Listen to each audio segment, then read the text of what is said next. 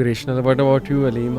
YC में क्या आपको ऐसा नज़र आया कि आपने डेडिकेट करने का सोचा अपना टाइम और सब? अरे भाई, यूथ क्लब एक मिशन का नाम है और बहुत से ऑर्गेनाइजेशंस और भी काम कर रही हैं दीन का, लेकिन यूथ क्लब के साथ स्पेसिफिकली चलने का और आगे अपनी लाइफ डेडिकेट करने का मेन मकसद और वजह ये थी कि यूथ क्लब जिस तरह काम कर रहा है, आई थिंक कि शायद दूसरे ऑर्गेनाइजेशन उस तरह से काम नहीं करें. स्टाइल की बात कर रहा हूँ प्राइमरीली, यानी कि रिलेटिबिलिटी. यूथ यहाँ आती है, they feel like they are in their own Holmes.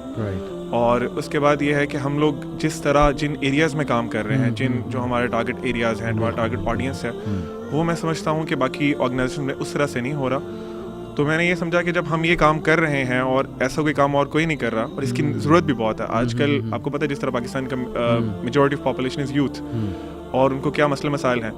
तो as youth club is taking those problems head on, तो आई वांटेड कि मेरे लिए बल्कि इनाम की बात है और अल्लाह का एहसान है मुझ पर कि अल्लाह ने मुझे चूज़ किया, और इस नेक मिशन में मैं हेल्प कर रहा हूँ जितनी मुमकिन हो सकता.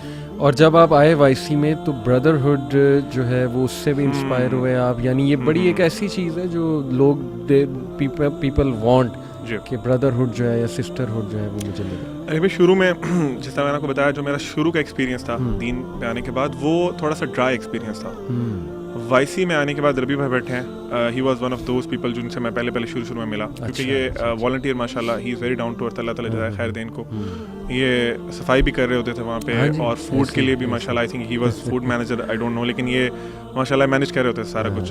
तो बाकी भाइयों के अखलाक से मैं बहुत इंस्पायर हुआ. जो मेन चीज़ थी ना जिसने मुझे, आप समझ लें कि वाईसी के साथ रखा फिर आगे, वो मेन चीज़ अखलाक था.